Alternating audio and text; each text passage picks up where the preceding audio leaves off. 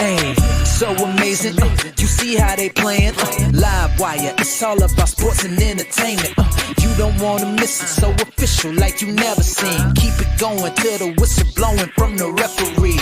Everything from highlights and stats. You know that we gotta run it back, whether on the field or the court. You know that this is where it's at. Subscribe, no delaying. This is Live Wire, sports and entertainment. Let's go.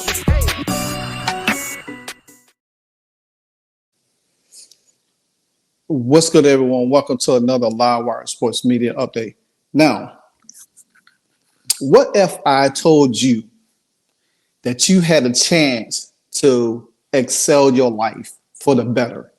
Now, we all know, we all grown adults, we have heard it time and time again. I want something better for myself. I want to be put in a better position financially. I want a better house. I want a better car. I want a better job. I want better money. I want better insurance. All of that stuff. When we raising our kids, we want them to have the best life possible. Even if we didn't have the best life, we want to put them in a better position to exceed, take every opportunity it is to grow, to experience, to make the most money as possible, have a great career. So if you following me and you don't understand what I'm talking about, well, I'm talking about Paige Bueckers. So there is a video surfaced about her going to the WNBA draft. Now, ever since Paige Bueckers, ever since the WNBA draft lottery and Paige Bueckers, the Dallas Wings had got the number one pick, we all assume that Paige Bueckers will be the number one pick going in the 2025 WNBA draft. But there are some that speculates and say, hey, she could stay for 6 years. Some people think that Geno Smith are trying to convince her to stay for 6 years to get more NIL deals or whatever the case might be. You know, she might not win a championship. Say, hey, stay another year, play with Sarah Strong. You know, AZ Fudd supposed to be going to the draft, trying to get them on stage, trying to get UConn another title. There's so much speculation. But what benefit is going to make for Paige to really stay in college? It's not going to be for more money. Her NIL deals definitely will carry over. Same thing with Caitlin Clark. Hers going to carry over. Yeah, you could get more NIL deals, but the money's not going to change. Whether you leave or come next year, your rookie salary is not going to be as much as you think it is going to be. It might be a bump with the new CBA, but at the same time, you still won't make a lot of money until when you negotiate your new contract after your rookie season. But we've seen this time and time again through sports with young athletes. You know, we have guys that's in college football right now, you know, keep transferring to other schools so they could get playing time. You know, they get offered these NIL deals or whatever the case might be. Now, Paige is not going to transfer from UConn to, say, South Carolina or from UConn to Notre Dame, whatever the case may be, or from UConn to the University of Miami. She's not going to transfer just to get a bigger NIL bag. Now, some people say, well, if she stays, she'll be 24 going on 25. By the time she come out, she'll be going on 26. And then, okay, that's idiotic. If you decide to stay in college that long and come out as a 26-year-old pro, by that time, everybody is in the league gonna be so advanced. You still gonna have a hard time to adjust. You know what I'm saying? And it's not gonna be the same. Now, if you come out now with young talents like Aaliyah Boston, Aaliyah Edwards, Caitlin Clark, Angel Reese, Cameron Brink, Rikel Jackson, oh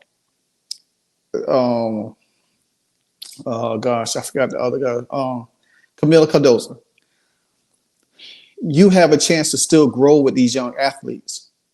because they gonna be so far advanced than you. You're gonna still be behind. Yeah, you're gonna be pro ready, but at the same time, because you be playing in college, and this, you already know that Cheryl Swoops, she already lied and came up with this flabbergasted lie about Caitlin Clark being 24 years old when she was actually 21, 22 at the time, and people think, well, hey, you playing against little girls, you're gonna be playing against grown women. Yeah, right. She played against grown women and she kicked them grown women's ass. So for Paige, it's not gonna benefit her. But I want y'all to listen to this tape because I want to show you how idiotic it is, and then I'm gonna have a rebuttal by Paige in a clip that I found that's talking about the same situation. Take a listen.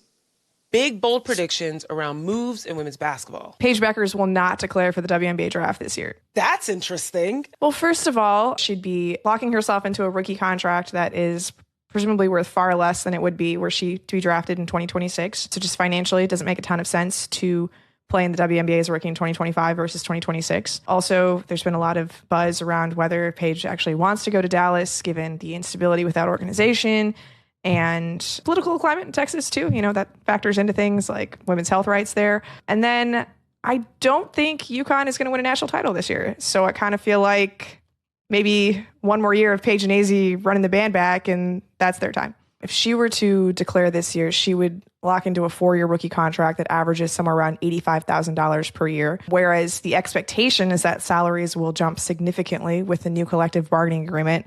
So she would have the opportunity to make a lot more money on her rookie contract if she waits in college for one more year. Now, do you hear how idiotic that sounds? Oh, well, if she waits another year, her and AZ can run the back and run the band back. UConn is not going to win a title this year. Well, UConn ain't going to win it next year either. So regardless if she makes, say for instance with the new CBA, and they said, well, hey, we just going to bump it up 5 more thousand. The base rookie salary be 90,000, not even 100,000 yet. So it'd be 90,000. 85 to 90,000, it ain't that much difference. So you gonna stay in college for another year, come out, and just make 5 more thousand more on top of your rookie, on top of your rookie salary? That's kind of crazy. Because the fact of the matter is, if that was the case, the last CBA would have addressed the rookie contracts a little bit far better. Where Aaliyah Boston, where Caitlin Clark was going to get paid more money. But they didn't address that. They looked out for the veterans. And that's what this CBA is going to go down that wire again.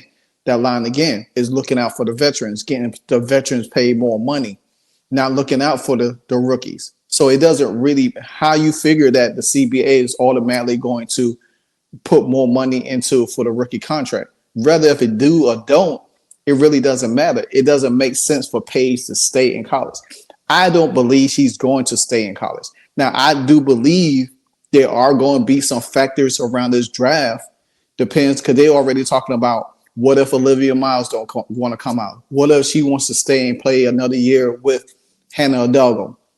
Then they talk about Laura Betts might not come out. She might want to stay and play with her sister that's going to be a freshman coming in. All of these if about these players who might decide to stay or go into the draft. You got to think about this. The WNBA is really having 2 expansive teams coming in next year. Who are some of these teams that's going to be tanking for some of these players? To me, Olivia Miles looks like she could be a sure number 1 pick over Paige Bueckers. Paige's injury history is concerning, but it's not that bad. She could be on a team on Dallas where she don't have to be relying to score a lot of points. She could learn to be a facilitator a little bit more to Enrique or whoever they get if they decide to keep Satu as she decided to leave or be traded. I